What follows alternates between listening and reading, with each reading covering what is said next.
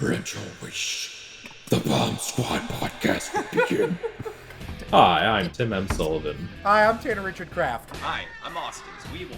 I'm Ethan Hawker. And we have a special guest returning for, I believe, his fourth appearance. Oh, cool. I wasn't keeping track.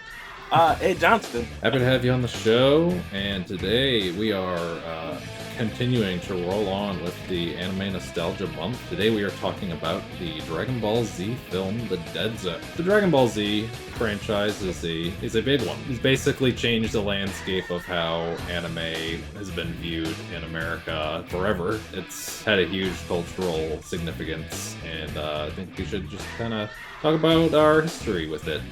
We'll start with Ethan. Okay, so Dragon Ball Z was the first one I watched, basically. I saw it on Toonami. Funimation, of course. I don't believe I watched much of the Ocean dub. I think I watched a lot more of it when they did Dragon Ball Uncut with the super edgy opening with the red filters over it.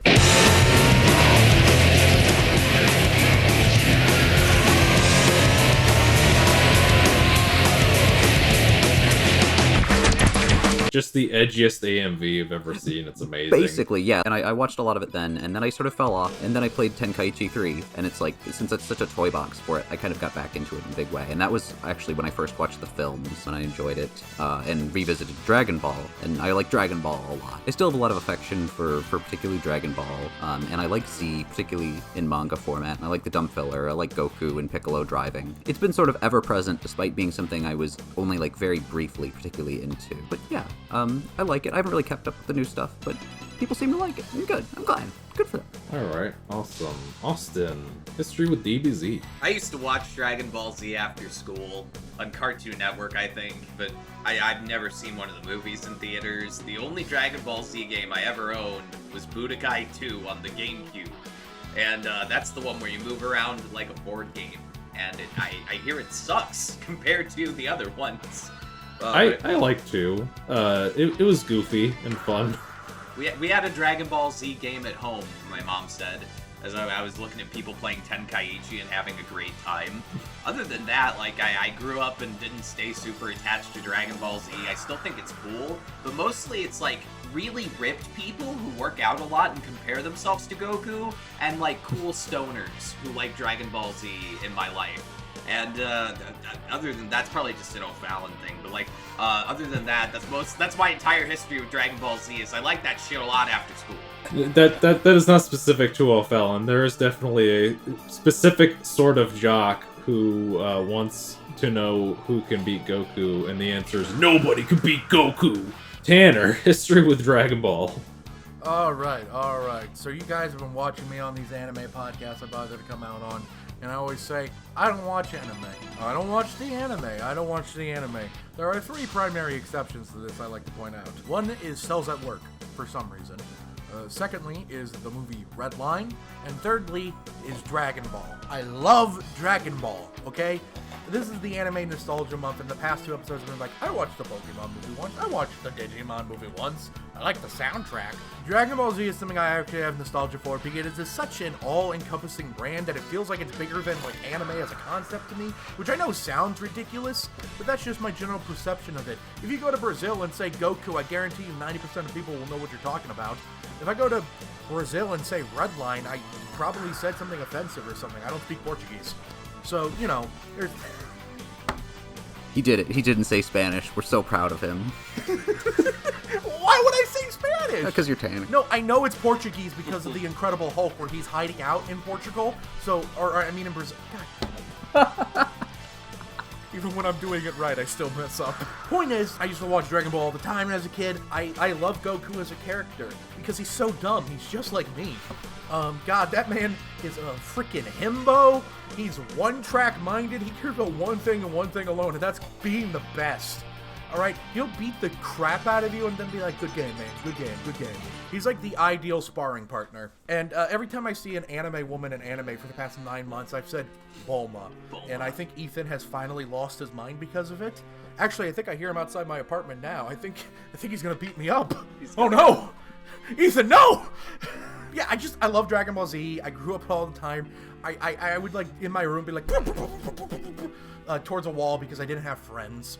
And then I'd be like, Kamehameha! And then when I found out they made a live action movie, I went, oh man, a live action Dragon Ball Z movie? This is gonna be great. And back to you, Tim. Yeah, Ed. Let's talk about your history with Dragon Ball. Well, Dragon Ball Z was my second anime I was exposed to when I was 7 or 8. The first one was Samurai Pizza Cats. Hell yeah. Nice. For some reason, Great pick. yeah, for some reason, because I was in the Ninja Turtles when I was younger. I was one of those kids that was in the Ninja Turtles. And then there was a Samurai Pizza Cats, and I was like, oh, that's kind of like Ninja Turtles. It came on TV. I don't know where it came on. It was basic regular channels, non-cable stuff. And then there was in the early days before Dragon Ball Z was on Toonami, and I think this is one of those early days that people talk about. It was on a regular channel, and here in St. Louis too. It came on in the mornings, right before we went to school. I would watch the first thing I would watch would be Samurai Pizza Cats, and then Dragon Ball Z would come out. And at that time when I was watching it, it was the Namek Saga. So that very small window was my very first.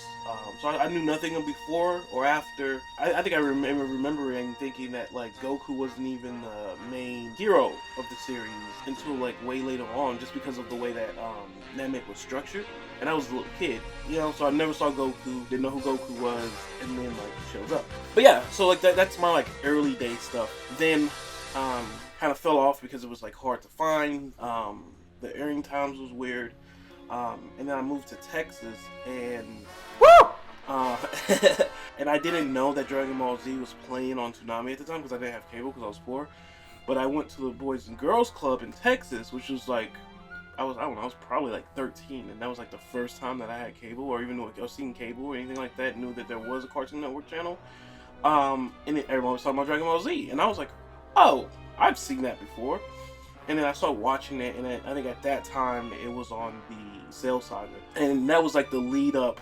I was watching that with the people at the Boys and Girls Club when they were releasing the episodes for the first time here in America on Toonami of everything leading up to the Cell game. I remember when Gohan fought Cell, I watched it in this kind of shared viewing experience at the Boys and Girls Club with all the other kids that were there, and we were just hyped the whole time. But I've always been a fan. It's not Dragon Ball series. It's not in my top 5 of favorite anime series.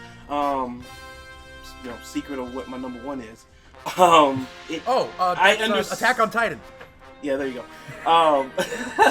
Whoa. But I understand its importance. I don't really like Iron Man, the movie, but I understand its importance at where it's at. So I will always hold it, Dragon Ball Z and Iron Man for that sake, in a high regard because of its importance.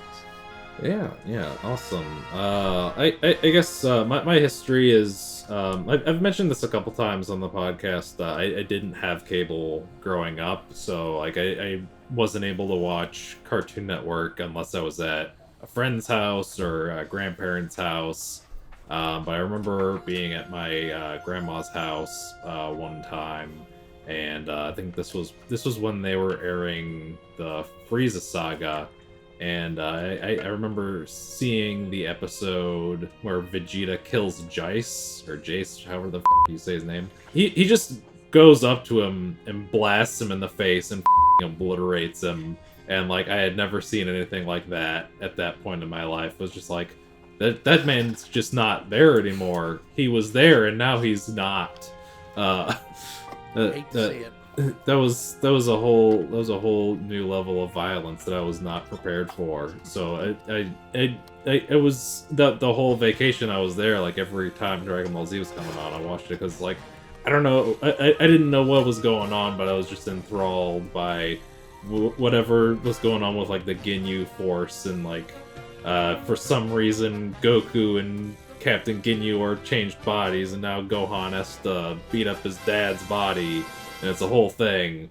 And then they get the Dragon Balls, but then the old guy dies, and so the Dragon Balls are inert.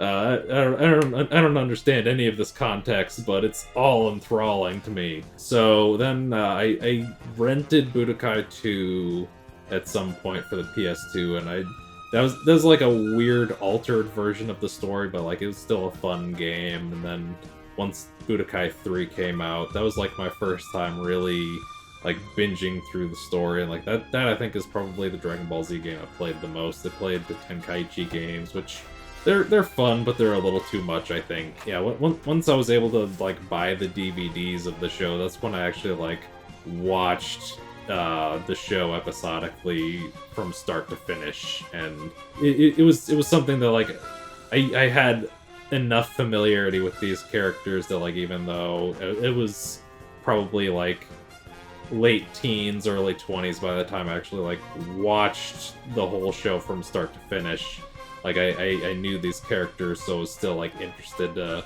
see the whole story play out. Yeah. That's basically this millennial who didn't grow up with cable's story of how he got into DBZ. So let's talk about the movie, The Dead Zone, or Dead Zone, whichever you choose to call it, because I've seen it both ways. We'll start with Tanner. Ethan came over to my place last night, 3 a.m. He accosted me. I was very confused and scared, and he said, "Tanner, we're watching Dead Zone." And I went, "But I thought you said we're getting Bad Zone." And he said, "Little Caesars hates me. I've been banned from all corporate locations." And I went, "Okay." So we're watching Dead Zone, right? And it's fun. It's cute. It's fun. It's short. It's like, what, 50 minutes, if even? 41. Yeah, 51? 41. 41. 41. Yeah, like I said, it's like 41 minutes. It's a short movie. But, you know, they're able to pack a lot of content into it. Mostly just a lot of great action scenes. This is, you know, early DBZ before Dragon Ball comes a lot of energy beams blasting each other like it's a 8th Harry Potter movie. At this point, it's still martial arts stuff, which is fun, cool. I like the punching. It's cool seeing, like, Goku and Piccolo team up for, like, one of the first times. And Goku's like, "I never thought we'd be fighting side by side." And Piccolo's like, "Watch your back, motherfucker." Because Piccolo's always been my favorite character. I love Piccolo. He's so cool. I said some things about him last night to Ethan, and Ethan said you can't repeat those things. Apparently it's wrong to want to paint yourself green. I didn't know. Ethan pointed out a lot of stuff to me that I didn't realize about Dragon Ball before, like how they're all named after food or other things. Like I realized the main villain's name was Garlic. I was like, who the hell names their child Garlic? And he was like, "Tanner, they're all named after food." And I went, "Oh God." So I came up with the idea that I'm going to name my son, what was it? Drum Garlic Junior Craft or something. I think that was the name I came up with. Yeah. You know, pretty great name. Yeah, it's just a lot of fun. You get to see Goku do his thing. These villains are pretty fun. I love how he gets trapped like he's in Zod in the Phantom Zone at the end, just banging on a plane of glass that he's trapped inside. It's really cool. The animation's really appealing. I really love the use of shadows. I think I commented that to you last night at one point, Ethan. I was like, I love how the shadows look. I just like how the shadows look in this movie. It's a lot of fun. It has a lot of great action. And Gohan just goes off at the end, and then he's like, "I don't remember it." Also, Gohan just straight up trips balls at one point, and it's incredible. Absolutely hilarious. And he pees on Krillin's head. It's a lot of fun. Great time. I had a great time. Awesome. Good stuff. Austin, thoughts on the movie? This movie starts off with Piccolo taking a huge The second that title card is gone, it's just Piccolo just...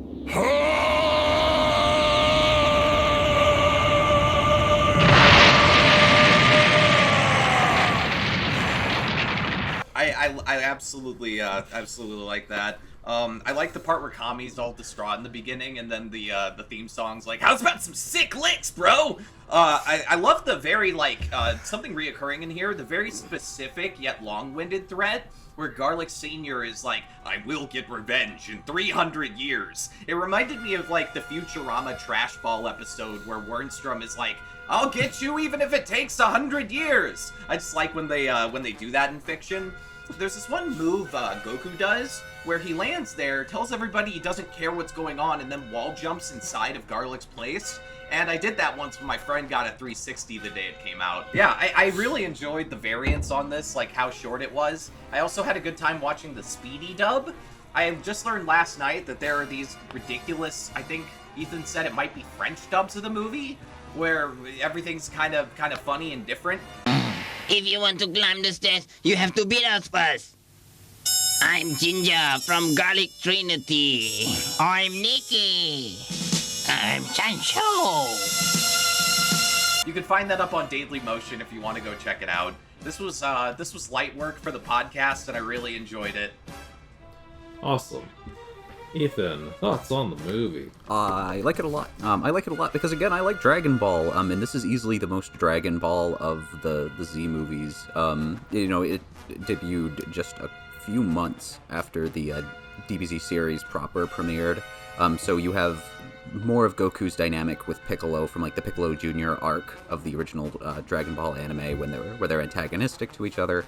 I like the softer designs that you see here before they were redesigned. Like they get a little bit more like edgy in the very literal sense of being more angular in Vegeta, but like you especially notice it in Namek, and then of course the Cell Saga. They were just completely redesigned. I love all the action sequences. There's like actual choreography to the fights in a way you get less of in Z, just because of how kinetic they need the action to be, and they convey that with speed lines and beam battles. But there's a lot less martial arts going on.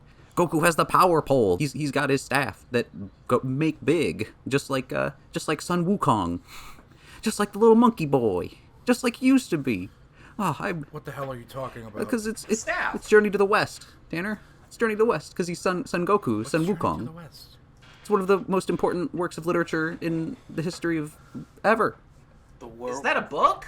Yeah, I like the book where they give the cookie to the mouse. it's Sayuki. I love the animation of Nikki, one of Garlic Jr.'s henchmen, the one who goes "Tutti Frutti" in the English dub. Love that when he's running along the building, and they use that for the opening of the Rock the Dragon era opening, which is a lot of fun because they like animate the building moving beneath him, so there's background animation on top of him having these really smooth moves. And when he dies so cool when Goku just shoots straight through the other henchman's ki blast and like rockets him straight into Nikki, and you watch Nikki just sort of turn into lines as he is just reduced into nothing. Like, that's hardcore shit right there. Good stuff. Love it. Like, it's just a lot of fun overall, and it's nice seeing them fight in a space you don't really think of with Dragon Ball 2. Like, it's a castle. It's a small, confined locale that it eventually opens up a bit more. There's just a bit more interesting stuff going on with the backgrounds than the usual abandoned wastelands or wastelands, but with a bit more blue inserted into them on Namek. But yeah, I have a lot of fun with it, and I think it's pretty distinct. I think especially Dragon Ball fans, more than even Z fans, will find a lot to love here. All right, Ed, what were your thoughts on the movie? So when I first watched it back in the day, I hated it. But that's because I didn't... Okay, so there are two groups of Dragon Ball Z fans. There are the ones who saw Dragon Ball Z with Super Saiyans, and then there's the ones who saw it without. I'm in the Super Saiyan group, right? Like, I got into Dragon Ball Z when Super Saiyans were a thing. I think if you were to go all the way back, I think it wouldn't be as abrasive, but I watched Dead Zone before I watched Dragon Ball. So, it was abrupt for me, right? To see this era before Super Saiyans, before the large power-ups, before the huge transformations, seeing Piccolo as more of an anti-hero. He was a Vegeta in the early day, right? So that was really kind of hard to grasp my head around. So I kind of just dismissed it. I wasn't a fan of any Dragon Ball Z movies. A lot of them aren't very strong. But then I watched the Team 4 Stars dub of this movie. You have 10 seconds to tell me what you want before I strangle you with that towel. I want the Dragon Ball! Give me the kid! What? You can't have my son. You just want the Dragon Ball, right? Don't question my methods! F it! I'm thinking your dad! He's a badass! Forget it! I don't think your kid! Yo, Ginger. Alright, Dragon Ball 2! Please!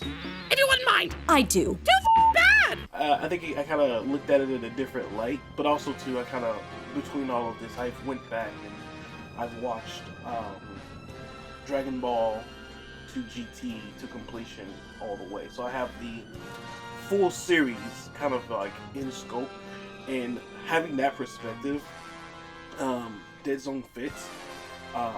It's a perfect bridge. I think it's a great transition, like missing link, pretty much, right? Because the way that we consume Dragon Ball Z, in this country was in pieces. Like I said, like I started off seeing the Namek saga stuff before I saw the Saiyan saga, before I saw anything else. And then when I finally got back into it and it was mainstream, everyone was watching it from the Android Cell saga, right? But we don't have context at that point because we didn't have Dragon Ball yet, right? I think that it was fine. I think this is probably my favorite Piccolo. So throughout the series watching Piccolo, I really liked Piccolo. I've been one of those people that's always saying that Piccolo's black, 100.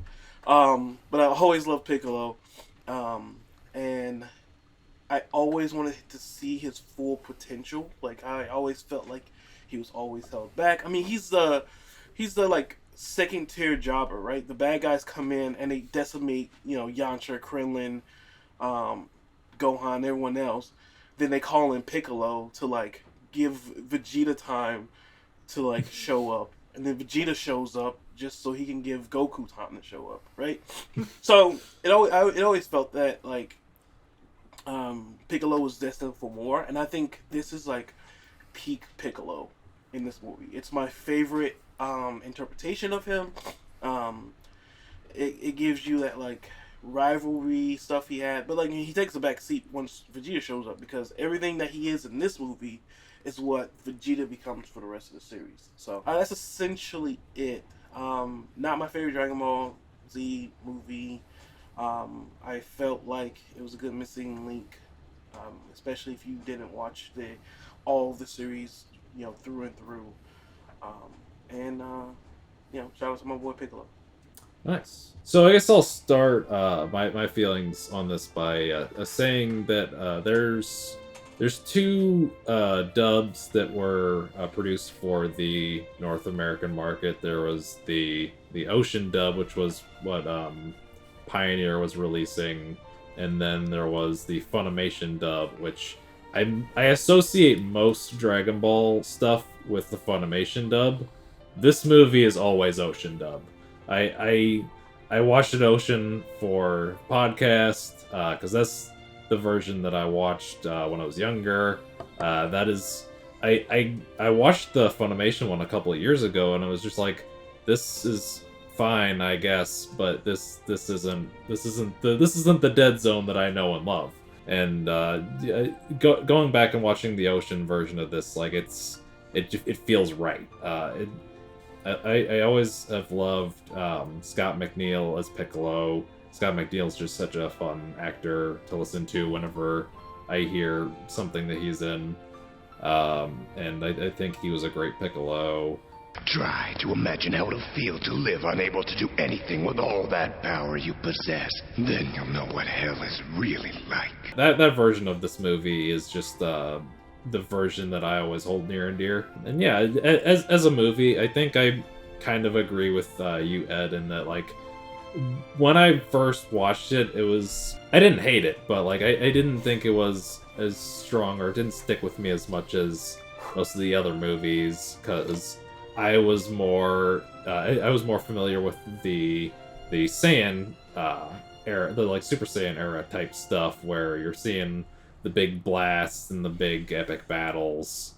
And in recent years, I've kind of like been following various people on Twitter whose opinions I respect, and they've all talked about how much they love the Dead Zone because, like Ethan and all you guys were saying, like it has more of that like martial arts element. It feels closer to the original like Dragon Ball stuff, and revisiting it with that in mind, like I do really appreciate that. I think that it has that feel. It's different from any of the other Dragon Ball Z movies, which I really enjoy, and it's also just a better movie than any of the Dragon Ball movies. I would say like the first 3 Dragon Ball movies are very, you can take it or leave it. I do really like Path to Power. That one is really fun. But yeah, I think that this was like the first time they were able to kind of like go kind of big with one. It was still like not like their biggest thing, but it was a step up from kind of what they had been doing with these movies prior.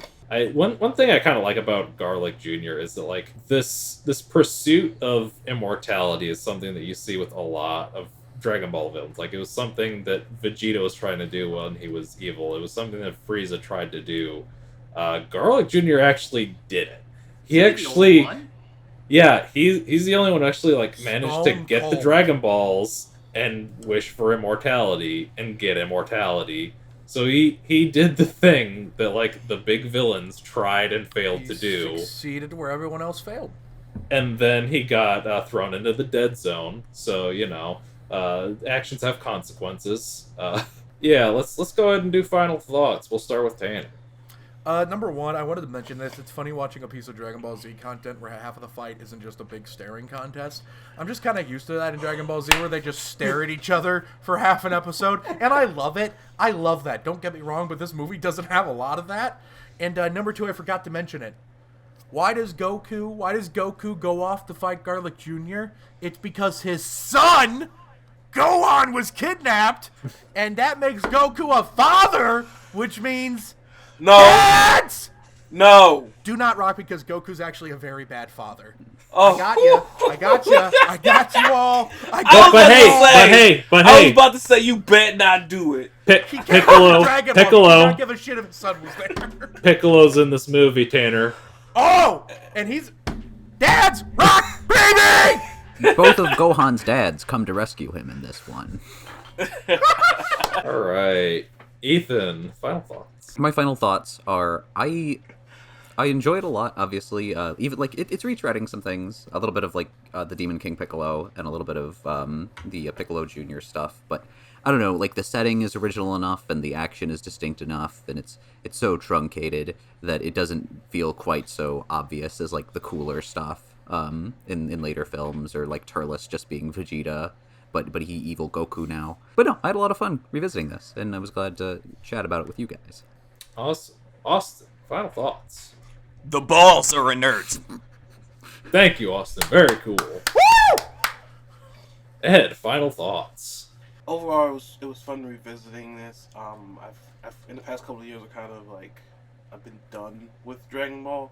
And I'm typically not done with the series. Once again, I refer to the flag. Like, I don't just put a series off. But I've been done with it, and it's been good.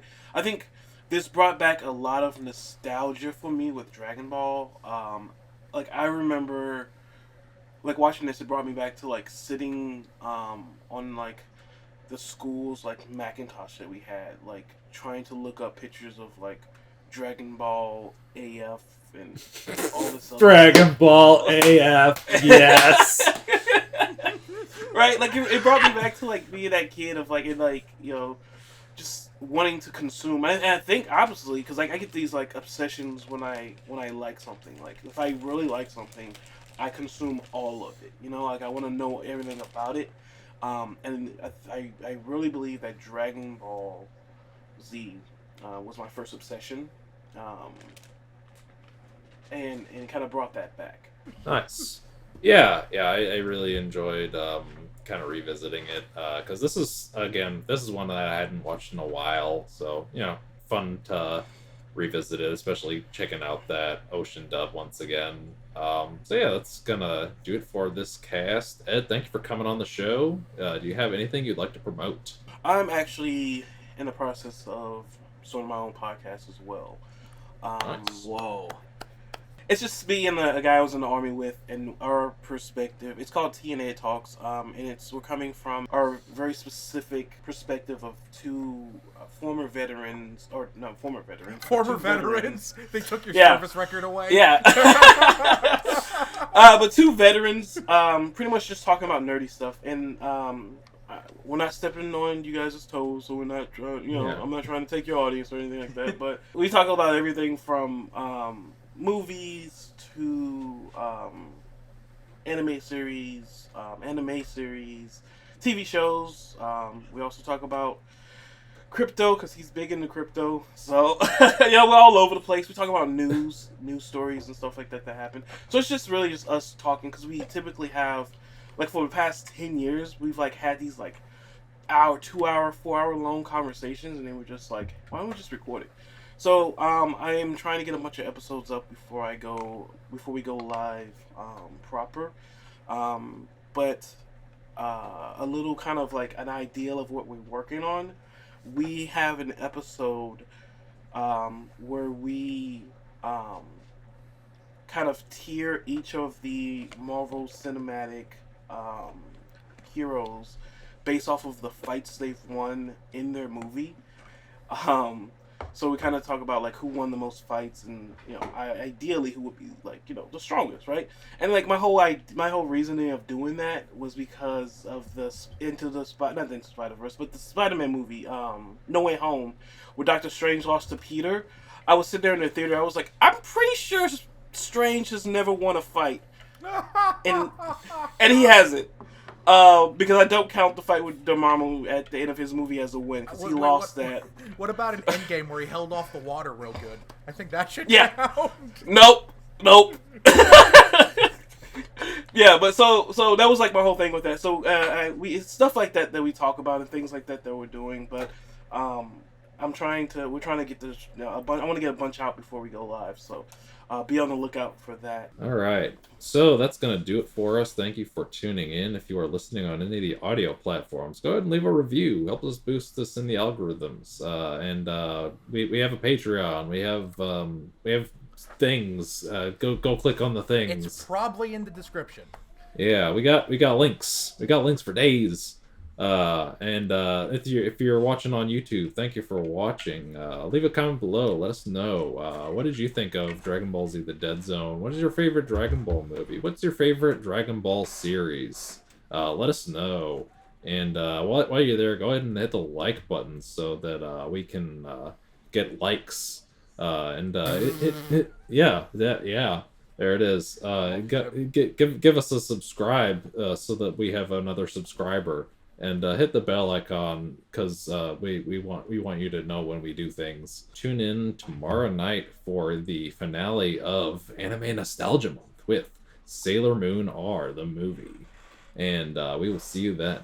Thank you for tuning in. And remember, an apple a day keeps the highness at bay. Farewell. Kamehameha!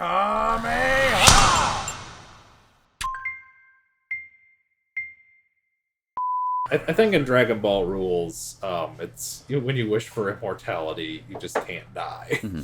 That's fair. Yeah, I think that's kind of cheap. But this is a philosophical debate. We shouldn't get but then into. there's like lobsters. I think they live pretty much forever if they don't get killed. Lobsters won't die unless they're killed. Yeah. That's actually pretty much true. They have a lifespan of hundreds, if not thousands, of years. Wait, you guys didn't get the newsletter? God sent out a newsletter. He's nerfing lobsters next year. Damn! What the hell? Hey, I've been calling for it for years at 2OP.